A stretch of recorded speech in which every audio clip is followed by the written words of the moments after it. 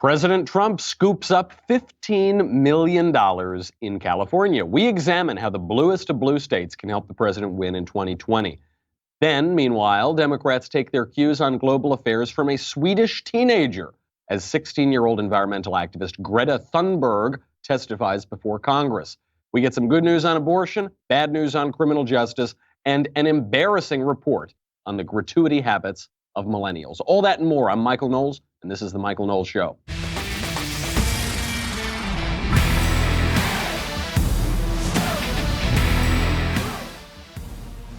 I'm so sorry to say that I missed the Trump fundraiser in Beverly Hills. I could have seen every single conservative, probably in the state of California. You can fit them just about into one room. He was there doing a whole swing through California the past couple days, and he raised a lot of money, which is having some people on the left scratch their heads. How's he about to bring in all that money in a state that overwhelmingly voted for Hillary Clinton? We'll get into the numbers because California has always played an important role in the conservative movement, and I think California could play a major role in President Trump's re-election hopes in 2020. But first, I've got to talk about Raycon. I love Raycon. Raycon earbuds start at about half the price of any other premium wireless earbuds on the market. Not going to name names, but you know the ones that I'm talking about. And Raycon earbuds sound just as good. Raycon's E50 wireless earbuds have completely changed the game. The reason is other premium wireless earbuds, they're not that comfortable, and they got weird stuff sticking out, and they don't always fit in your ear that well, and they just want to have a one-size-fits-all overpriced solution for everybody. Then you get those really super-duper cheapo earbuds, and they don't work, and they don't hold a charge, and you can barely hear what you're trying to listen to. Raycon hits the sweet spot. They're super comfortable. They're easy to take anywhere. They are stylish. They are discreet. They're not like jumping out at you. There are no dangling wires or stems. Of course, they don't just look great, they sound great too. Raycon offers their wireless earbuds for everyone in a range of fun colors, not just one, and they got an unbeatable price. They're really terrific. Go to buyraycon.com/Knowles, Knowles.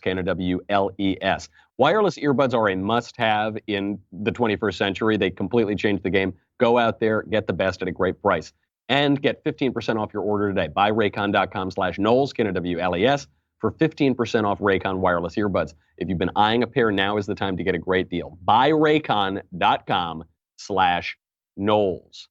Speaking of great deals, President Trump got a great deal on his 2 or 3 day swing through California. He was just in Beverly Hills, and I think the total he's taking out of that state is $15 million. The big takeaway here for the left, for the chattering class, is that $15 million didn't come from nowhere. We talk about California as though it's just monolithic, completely leftist. There isn't a conservative anywhere. I mean, I make jokes about it too, but there are. I mean, we used to have a group out in Los Angeles called Friends of Abe. And Friends of Abe was Friends of Abraham Lincoln. It was all the secret conservatives in Hollywood. There were a lot of us.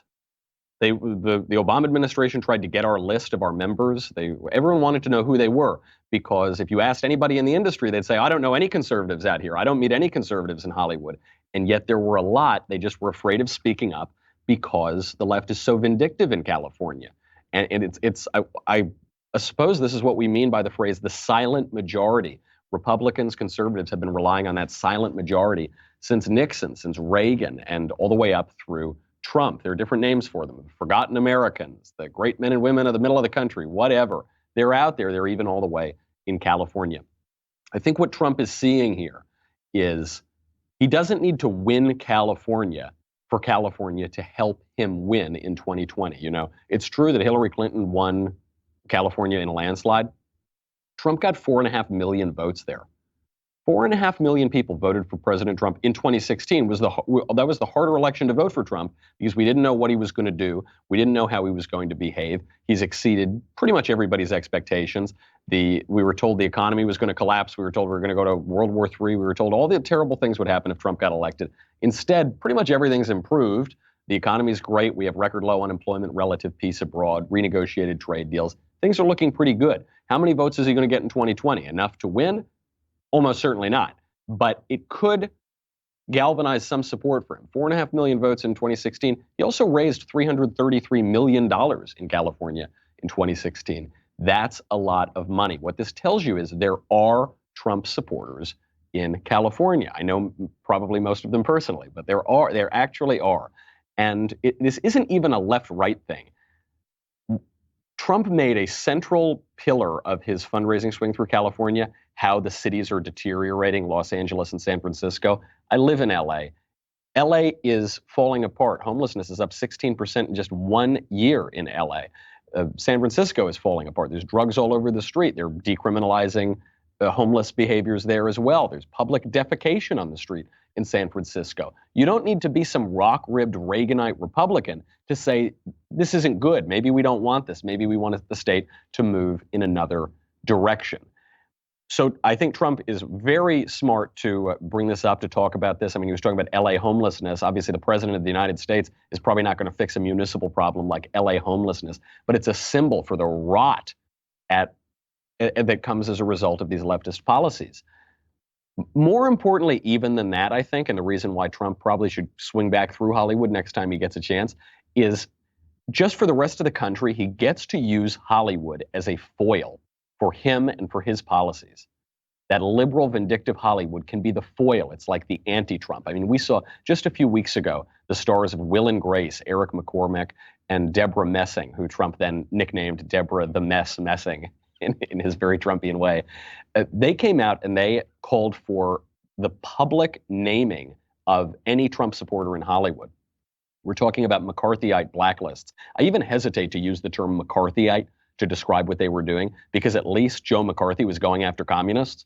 At least Joe McCarthy was going after enemies of America. Those two, Will and Grace, were going after people who support the president and saying, they said explicitly, we want you to name their names so we know who not to work with.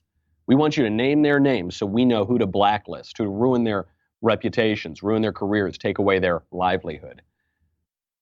That is a bad look. I mean, there was even some pushback from liberal Hollywood about that. And Trump gets to come out there and, one, trigger them, I mean, whip them up into that frenzy, and then show the rest of the country. So you have genuinely a choice, not an echo. You know, Hollywood has widespread reach. They are exporters of culture.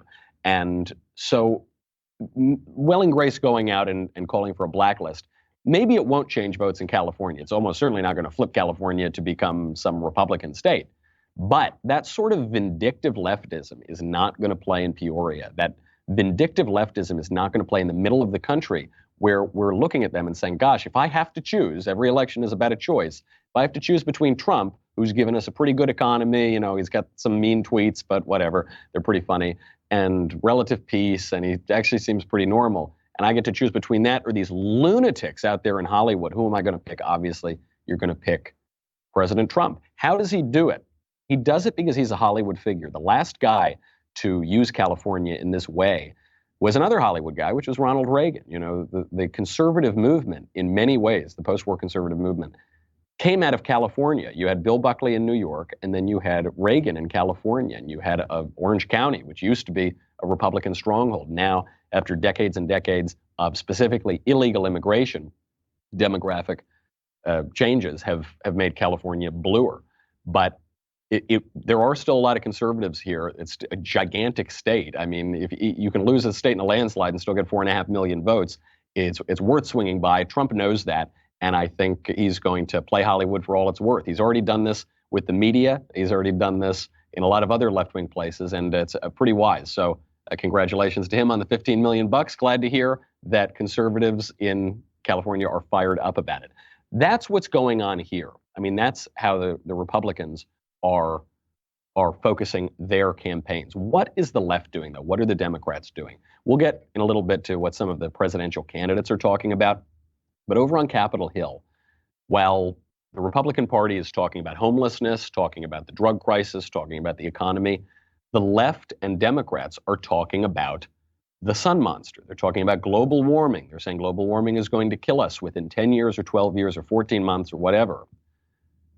Their big expert that they've brought in to testify on this question of global warming is not a scientist, though they always tell us about how we need to listen to the scientists. It's not a political philosophy or a policymaker. It's a 16-year-old Swedish girl named Greta Thunberg. 16-year-old Swedish girl who, at age 15, became best known for skipping school to protest global warming outside of the Swedish parliament. What a racket. Good job, kid. Can you imagine 15 years old, you decide you want to skip school, and then you somehow convince your parents and your teachers and the whole country and much of the leftist world to applaud you for it? Really, really smart. She's obviously a firecracker.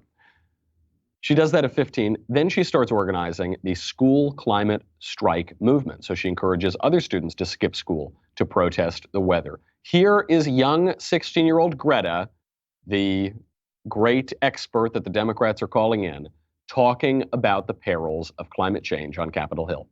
My name is Greta Thunberg. I have not come to offer any prepared remarks at this hearing. I'm instead attaching my testimony. It is the IPCC Special Report on Global Warming of 1.5 degrees Celsius, the SR 1.5, which was released on October 8, 2018. I am submitting this report as my testimony because I don't want you to listen to me. I want you to listen to the scientists. And I want you to unite behind the science. And then I want you to take real action. Thank you. This testimony is the perfect encapsulation of leftist politics. You have meaningless slogans uttered without any arguments by ignorant children with no respect for national borders. That is leftism in a nutshell. You have this girl come. She actually was very smart not to give testimony and not to give her own remarks. Why? Because she's a 16-year-old girl and she doesn't know anything and it would embarrass her. So she knew well not to do that. And so she said, I'm here and my remarks are going to be the IPCC report on climate change. Okay, what does that mean? Here's the report. There are a few reports from the International Panel on Climate Change.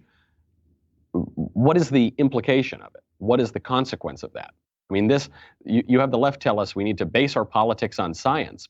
Politics is about how we're going to live together. It's about what we should do. It's not just making observations about the world. It's interpreting the world. It's interpreting those facts and science and observations, and then deciding what to do with that and what the effect of that will be on how we govern ourselves. So you can't just attach some scientific study, even if it's a highly politicized one, like the IPCC report, and say, okay, here's your government. That's not good enough. We're not just a machine. There's not just a clear answer. What we do in deliberative bodies, what we do in self-government is interpret the world and then decide how we want to govern ourselves. This is what the left does, though. These meaningless slogans, these constant promotion of ignorant children, some of them very overgrown children, no respect for national borders. Why are we listening to the Swedish girl? You couldn't even find a 16-year-old American girl to talk about this? No, of course not. And empty and counterproductive stunts. So the only reason you might have heard of this girl, Greta Thunberg, is because she just pulled another big stunt.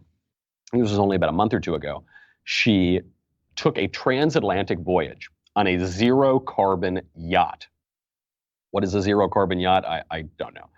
The zero-carbon yacht is a ship that she took across the Atlantic Ocean that was not going to pollute the environment, even though the ship's made of plastic, so obviously the construction of it hurt the environment. And it's 4 million pounds, so you're looking at, what, $6 million or more for this boat. I mean, it was just a really nice boat, 60-foot Malizia 2 yacht. It was fitted out with solar panels and underwater turbines that produced the electricity on board, so it wasn't burning any fossil fuels. It wasn't ostensibly harming the environment. So she said she was going to take this carbon-free boat trip across the Atlantic to raise awareness about climate change.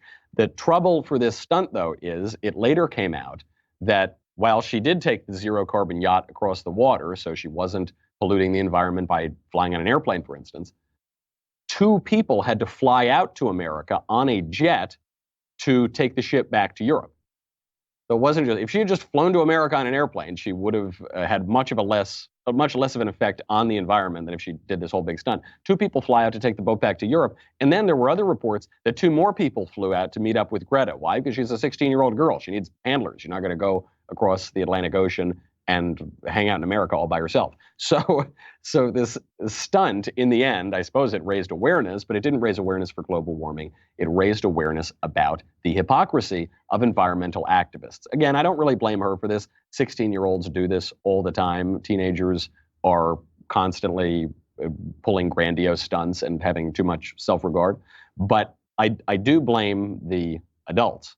One, for exploiting her, and two, for encouraging this nonsense. It occurred to me climate change is the perfect issue for teenagers to get upset about. It's the absolute perfect issue because it fulfills everything teenagers are longing for. That grandiosity, that outsized self-regard, and even religious longings. You know, we're seeing increasingly, and this is certainly true in Sweden as it is here in America, teenagers, Gen Z, and millennials were raised without religion. But everybody has religious longings. Everybody has a sense of the divine, a sense of purpose in the world, a hope that what they're doing has meaning, that their life has meaning. And so because politics has become religion for the left, environmentalism, climate change, fulfills those longings. And for teenagers to come out and say, I'm going to save the world, that's all you ever want to do. I mean, when you're a teenager, you feel that you don't have power. You feel that you're coming into your own, but you're being held back by rules, by your parents, by your schooling, by not being able to fulfill your grand dreams. And all you want to do is go out and say, we're going to make a difference. We're going to change the world. They're going to get famous. They're going to have influence. Climate change fulfills all of that, at least in one's mind. That's fine. Teenagers want to do that. Teenagers do stupid things all the time. It's far less appropriate, though, for adults to get all revved up about this. So she comes out there, she does as good a job as she possibly could, I think, testifying on Capitol Hill. And she says, I've attached the UN report. Why does she attach the UN report? Because she has nothing to say. The more and more you hear the left say, we need to listen to the scientists. You say, well, then how come the chief spokesman on this issue is Al Gore? How come the other spokesman on this issue is this Swedish teenager? I don't really hear a whole lot from the scientists. And by the way, government isn't a scientific endeavor. Politics isn't a scientific endeavor. Politics is essentially about speech, about persuasion, about values, about ethics, about virtue, about how we want to live together. I mean, these are, again, I suppose the ultimate reason why it was good to have a 16-year-old on this issue is because it's a fantasy issue. I mean, every day we're told we have less and less time to live. AOC says Miami is not going to exist within 2 years. So that's fine. They're talking about these fantasy issues. But how is that going to play in 2020? Because if they had something real to campaign on, I think they would. I think this focus on the climate change or on AR-15s or on these really niche issues that they're going very extreme, it's coming from a place of not having anything else to run on. Can't run on the economy, can't run on war, can't run on suffering, can't run on unemployment, can't run on any of those things. Materially and just from a very basic level, things are going pretty well. You see this not just on climate change, you see this even on other longstanding issues like gun control. You now have Democratic presidential candidates openly calling for gun confiscation. Kamala Harris has come out. She's joined Beto O'Rourke and a number of others in saying we need to not only ban assault weapons, not only stop producing them, not only stop selling them, not only buy them back, we need mandatory buybacks, which is an unbelievable Orwellian politically correct phrase, which is a euphemism for stealing. Here's Kamala Harris talking about how she's going to steal your guns. Assault weapons are weapons of war. Be clear about this. Assault weapons are designed to kill a lot of people quickly. There is no reason that they should exist on the streets of a civil society. The assault weapon term, which is a made-up term from just the last 30 years, I think this is the one appropriate use of it, because right now Kamala Harris is taking a flamethrower to a field of straw men. You know, this is how you know that the left doesn't have an argument on gun control or global warming or really anything else. The way that you know that they don't have an argument on this is they keep using all these euphemisms. Assault weapons, mandatory buyback, weapons of war. What is an assault weapon? Conservatives ask this all the time because the definition changes every single day, because it's a made-up term from the 1980s that the left started to use to confuse people about semi-automatic rifles where you pull the trigger once and one round comes out, and they wanted them to conflate that with fully automatic weapons, which have been illegal in the United States, more or less illegal, for decades and decades. All weapons are assault weapons. 100% of weapons are assault weapons. Even perfectly innocuous things can become assault weapons if you use them to assault people. The purpose of weapons is assault. That's what they're there for. They're not there just to look really good mounted over your fireplace. They're not there so that you can just clean it, sitting on your front porch, spitting tobacco into a spittoon. They're there to assault people. They're there to shoot people. They're there to kill people. Weapons of war. All weapons are weapons of war. The chief end of weaponry is war. It's about inflicting violence on other people. What about mandatory gun buybacks? This is my favorite one. This is a one that has really cropped up over time. First of all, even if it were just a buyback, forget the mandatory for a second. Even if Beto and Kamala Harris were talking just about buybacks, the government can't issue a gun buyback because I didn't buy my gun from the government in the first place. I bought my gun from a store. I guess the store could offer to buy back my gun, but the government cannot. I didn't get my gun from the government. I got my gun to protect myself against the government if things ever go crazy and I got to get out of Dodge. Then you add on the mandatory part and it gets even more ridiculous. So it's not a buyback. The government basically just wants to take your weapons away and they're offering to pay you a little bit for it. When you add mandatory to it, it's no longer even buying. I mean, buying implies the free exchange of goods and services. It implies that you're purchasing something. Okay, I want this good, and so I'm going to part with my money to get that good. When you add in mandatory buyback, that's just a euphemism for theft, for stealing, for confiscation. But they don't want to use those terms. The left always does this. Instead of talking about killing babies, they talk about protecting women's health care. Has nothing to do with the actual act, which is killing babies. But they use these euphemisms because they know the reality of it is too unpopular. And in this case, the reality of it is unconstitutional. We have a Second Amendment in this country. But if you have mandatory buybacks, there's no such thing as a Second Amendment. Now, it doesn't really matter what Kamala Harris and Beto O'Rourke say in and of itself, because their campaigns are going absolutely nowhere. And they're going nowhere, actually, in part because they keep flip-flopping for political convenience on all of these important issues. But just listen to it. Listen to Beto O'Rourke just 2 or 3 months ago saying he's not going to take away your guns, compared to Beto O'Rourke just a week ago saying, hell yes, we're going to take your AR-15s. Are you proposing taking away their guns, and how would this work? I am, if it's a weapon that was designed to kill people on a battlefield.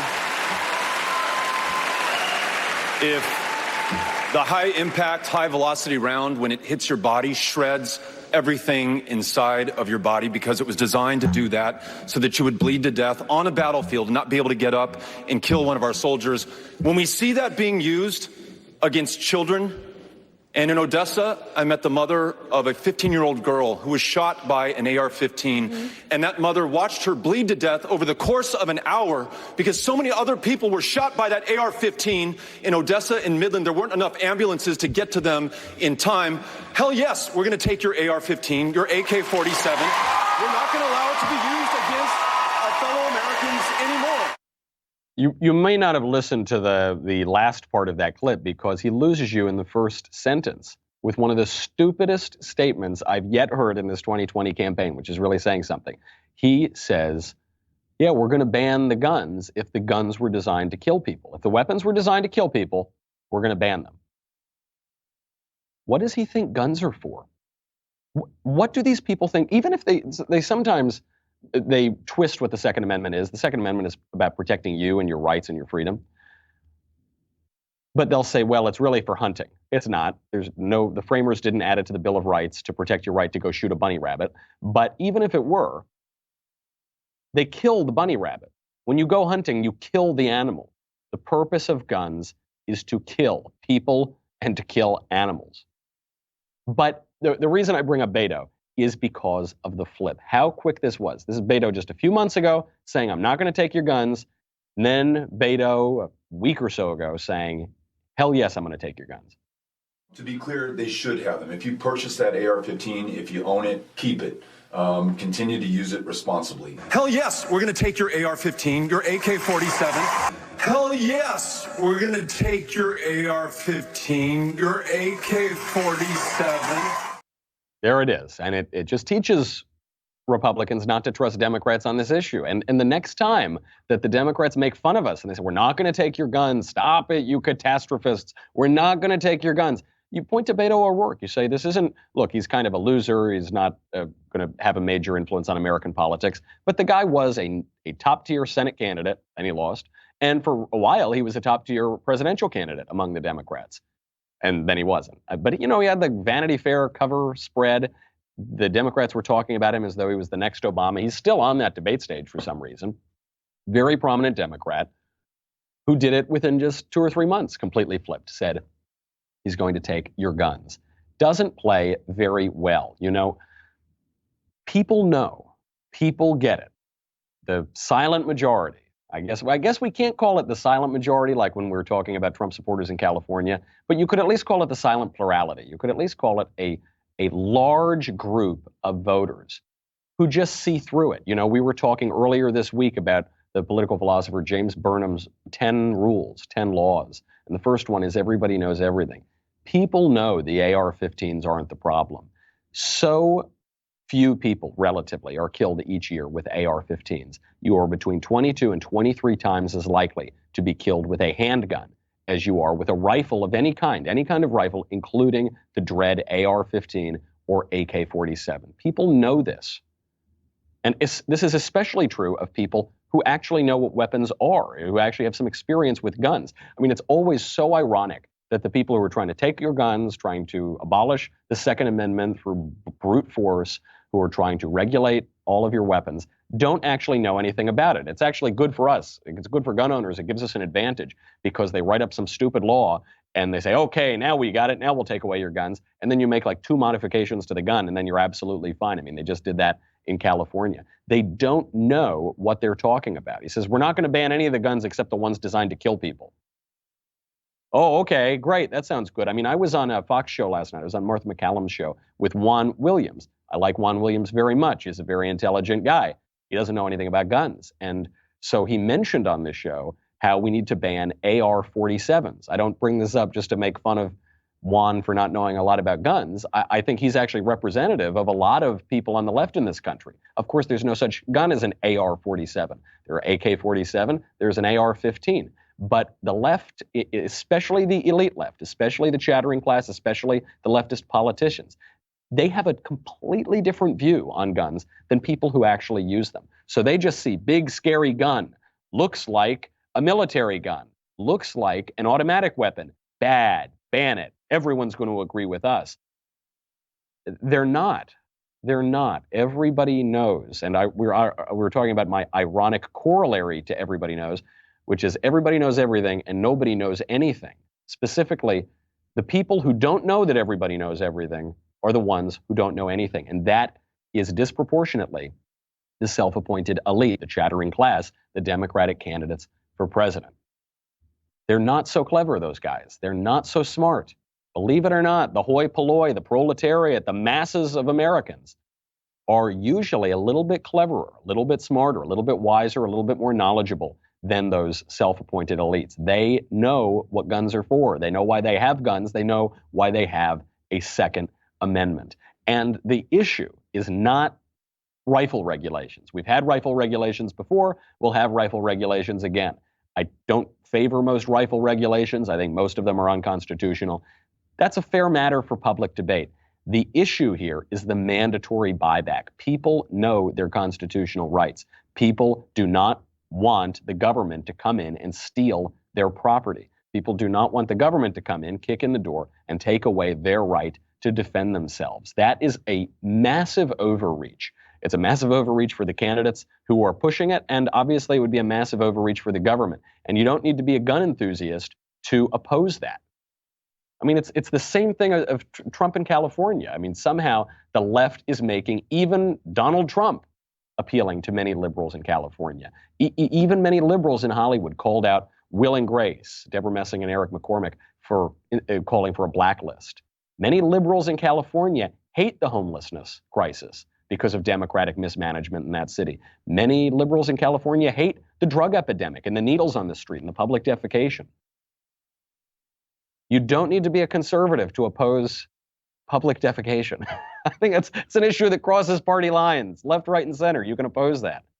It's the same thing with these guys. You don't need to be a rock-ribbed conservative, a Republican, a gun owner, a gun nut, like they call us, to oppose the government coming in and stealing your property and taking away your constitutional rights. And the more they keep this up, the better Republican chances are in 2020. The more they keep this up, the more that silent majority, or at least that silent plurality, sits there and says, no, this is too far. I can't let this happen. I don't like the mean tweets, but I'm going to have to vote for that guy.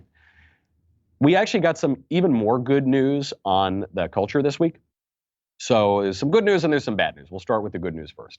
The number of abortions in the United States has fallen to the lowest level since 1973. We will examine why that is. We will examine, because there's a good reason why there is, there's a kind of a bad reason as to why that's happening. But we may be turning a corner on abortion. We'll get to that. Then some bad news for criminal justice, from the New York Times to Pope Francis. Sometimes it's difficult to tell the difference between those two things. And then an embarrassing report on millennials. Why? Because today's a day that ends in Y. Those seem to come out every single day. But you got to go to dailywire.com. $10 a month, $100 for an annual membership. You get me, you get the Andrew Klavan Show, you get the Ben Shapiro Show, you get Desk Questions in the mailbag. That's going to be coming up tomorrow, so make sure you get your questions in. You get Another Kingdom, which we're recording now, and it's super cool. The story is great. I think the third season is actually better than the first two. You'll get all that, and you will get your Leftist Tears tumbler. And you're going to need that Leftist Tears tumbler. You're going to need 15 million Leftist Tears coming out of California in just the past few days. Go over to the Daily Wire so that you don't drown. We will be right back.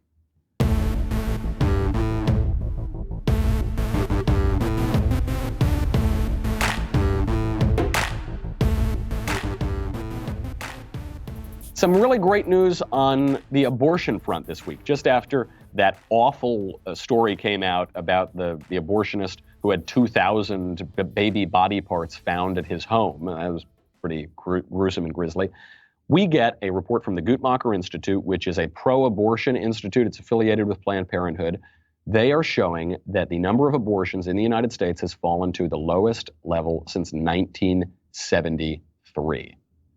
So what they found is that in 2017, that's the most recent year they got the numbers for, there were 862,000 abortions in the United States. Now that number is still so horrifying.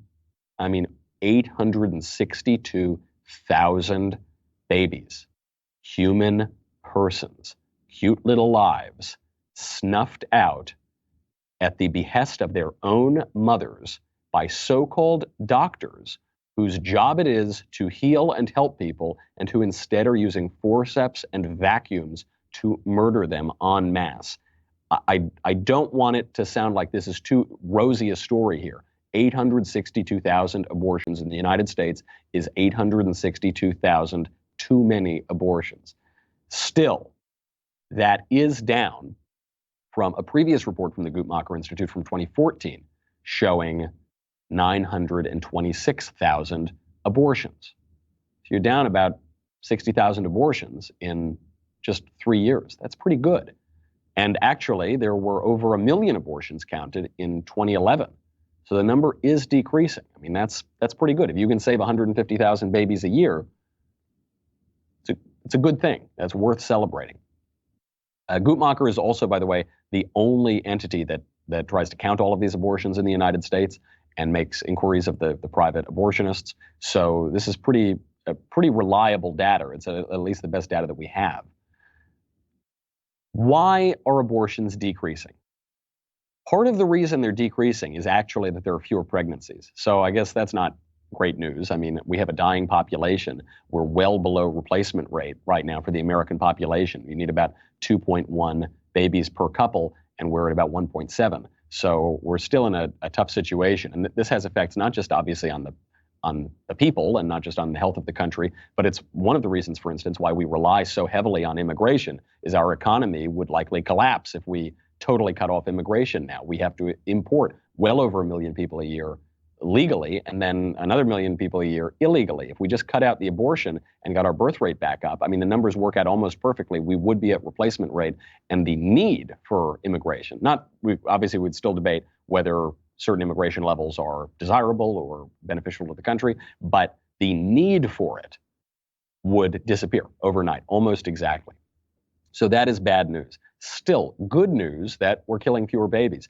And I think we're turning a corner on this. I think we're turning a corner on this issue. I was hosting Ben's radio show yesterday, and I talked to Abby Johnson, who is a former Planned Parenthood staffer who is rising up the ranks.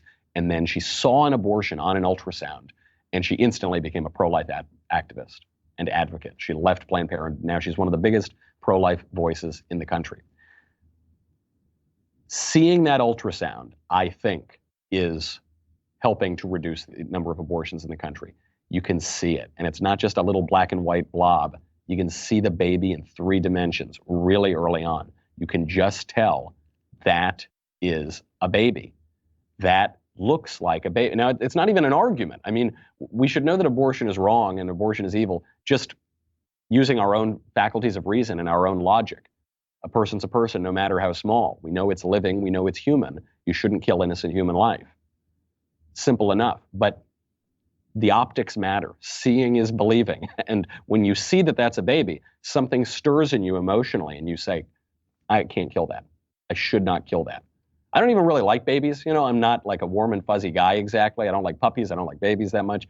I like some babies, but not all babies. But when someone hands you a baby, you're going to hold a baby. You just feel this natural care for it. You want to protect it. You certainly don't want to kill it. That is some of the good news on the culture. Seeing is believing. I saw this headline from The Guardian, the British newspaper. And the headline said, unborn babies exposed to toxic air pollution. And this was a really telling headline. Unborn babies exposed to toxic air pollution. Except the mainstream media, left-wing papers, don't tend to refer to unborn babies, do they? What do they refer to? Fetuses, embryos, clump of cells. They don't refer to the unborn babies, which is what they are. They don't refer to the unborn babies when they're talking about whether or not we should kill them. They only refer to the unborn babies to pull on our heartstrings while we're talking about global warming, which is a leftist policy issue. Then they talk about it. You know, you never hear when some princess in the UK is about to have a baby. Then it's the royal baby. It's not the royal clump of cells. It's not the royal fetus.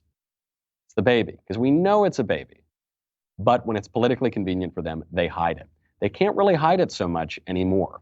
It's becoming clearer that those euphemisms, you know, all those deceptive slogans that the left uses to try to push their fantasies on the silent majority of people who get it, who know, who understand what's going on. Those euphemisms are cracking. They're falling apart. And we're looking and we're saying, no, that's a baby. Shouldn't do that. You can scream. You can shout your abortion. You can have Alyssa Milano screech all she wants on Twitter. You're not going to convince me to disbelieve my own eyes. That's some good news on the culture. Some bad news on the culture coming from the New York Times and from Pope Francis, and I sort of repeat myself when I say that. This is on the question of life imprisonment. The left is turning against life imprisonment. The left already opposes the death penalty almost uniformly. Many conservatives now even oppose the death penalty. Now they're moving to opposing life imprisonment. And I only bring up this story in all of my humility to say, I told you so. I called it. I knew this would happen. One of the arguments against the death penalty, there are a lot of incoherent arguments. You hear people say, we need to get rid of the death penalty because it's better. You know, it would be better to lock the person up in jail forever. It gives them hope. It gives them their life. It doesn't take their life away. Then you hear people say, we need to get rid of the death penalty because the death penalty is too good for them. Life imprisonment is way worse, and we want to torture them, and which I don't agree with either of those things. But the argument that we need to get rid of the death penalty in the service of justice was never a good argument. The reason people are clamoring against the death penalty is because they don't understand justice. They think that the criminal justice system is only about rehabilitation. Rehabilitation is only one of the 3 reasons for the criminal justice system, and it is by far the least important one. The 3 reasons are rehabilitation, sure, also deterrence, deterring other criminals, and most importantly, retribution, punishment for the crime, justice itself. That's the most important one. Look, we could all use a little rehabilitation, okay? We all have personal behaviors that we could amend. Should we all go to prisons? Should we all go to rehabilitation, correctional centers? No, of course not. There would be a mass public outcry if you took your brother who's annoying you and saying, oh, we got to get you to that correctional center. You get a little more correct, so you get rehabilitated. You go to prison because you committed crimes. You go to prison as a punishment and as a way to, in some way, restore and exact justice. Justice is the purpose. And so if you get rid of the death penalty, you're not going to have a clearer sense of justice. You're going to have a less clear sense, and that's what's happening with life imprisonment. So the New York Times came out with this piece a little while ago. They said, how would you spend a life sentence? For one inmate, a new federal law gave hope where there had been none. Imagine at the age of 28, you're told that you're going to spend the rest of your life in prison with no chance of release. What would you do with all that time? There's no shame in admitting you'd want to throw in the towel. It's a rational reaction to a hopeless situation. Remember, we were told that the death penalty was hopeless. Life in prison gave you hope. Now we're told, no, that's hopeless too. Pretty soon we're going to be told that if you have to sleep it off one night in jail, that's hopeless too. The times goes on. Why bother working to improve yourself, learning something new or making amends if nothing you do will ever make a difference? Gary Rhines, now 46, had every reason to choose that route after receiving a mandatory sentence of life without parole. And then it goes on and talks about how he's been a good prisoner and he got his high school diploma in prison and he's like a really nice guy. And they conclude this summer, all those years of hard work paid off. At a hearing on July 24th in a Harrisburg, Pennsylvania federal district court, Judge Johnny Jones III resentenced Mr. Rhines to time served. In his case, 18 years, which includes nearly 3 years of pretrial detention. That was the New York Times. Pope Francis comes out, says basically the same thing. I mean, the message from the Times is clear. We need to get rid of life imprisonment. Pope Francis said it even more clearly. Pope Francis came out and he said, it is up to every society to ensure that the penalty does not compromise the right to hope, that prospects for reconciliation and reintegration are guaranteed. Life imprisonment is not the solution to problems. I repeat, life imprisonment is not the solution to problems, but a problem to be solved. That is what the Pope is saying. This is the same Pope who came out against the death penalty just a few months ago and attempted to radically change 2,000 years of Catholic moral teaching. This comes from a fundamental misunderstanding of justice. And we're talking about it now as though this is compassionate. I mean, Joe Biden, did you hear Joe Biden at the debate just the other night? He came out and he said, nonviolent commit fraud. If you commit bank fraud, a white collar crime, you shouldn't go to jail. Only poor people, disproportionately ethnic minorities, only they should go to jail. Rehabilitation. Hanging concentrates the mind, as Dr. Johnson pointed out. When Dr. Johnson, the famous English writer, said, when a man knows he's to be hanged in a fortnight, it concentrates his mind wonderfully. It can really reform you, really have you make peace with your God, make some sense out of your life when you're looking at the gallows. And regardless of that, that's a conversation for another day. The reason the society needs the death penalty is it gives us a sense of justice. And as that erodes very, very quickly, as you're seeing just months later, the next punishment is going to erode. And then it's going to be no more 30 years. And then it's going to be no more 20 years. And then it's going to be no more jails, period. And we're going to get into a smiley correctional sense. We're going to get rid of the criminal justice system. It's just going to be criminal rehabilitation, giving the government more and more arbitrary power and taking away our compassion for victims of crimes, taking away deterrence, and ultimately taking away justice. Not good news. And I will end today's show on even worse news, though it's very expected. Millennials are bad tippers. I'm not surprised at all. I'm not surprised. A new study came out from creditcards.com finding that in general, men and millennials are the worst tippers. Now, I was a little surprised to find out that men are worse tippers than women.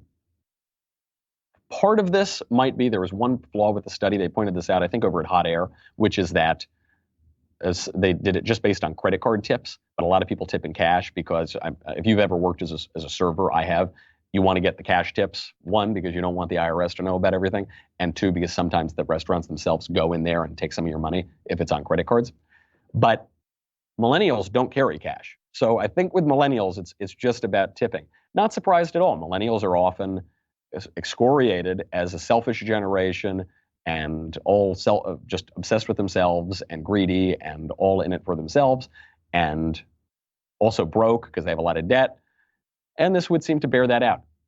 I just would like for any of the millennials listening, hear me out, tip well. Tip well. Always tip well. Tip your servers. They're working a tough job. If you ever work that job, you know it's a tough job. They're working for tips, except I guess now in these cities that are raising the minimum wage to $700. But generally speaking, if you're working a waiting tables job, you're working for tips, you're not going to miss the extra $1 or $2. You're not going to miss it. You don't need it. And if you're going out to eat, you're going out to drink, then you've got enough money to tip your server well. Come on, millennials, have some self-respect. It's not even just about them. It's about you yourself, what kind of man you're going to be. All right, that's my PSA for millennials. That's our show. We got a lot more to get to, but we'll have to do it tomorrow. Get your mailbag questions in. In the meantime, I'm Michael Knowles. This is The Michael Knowles Show. See you then.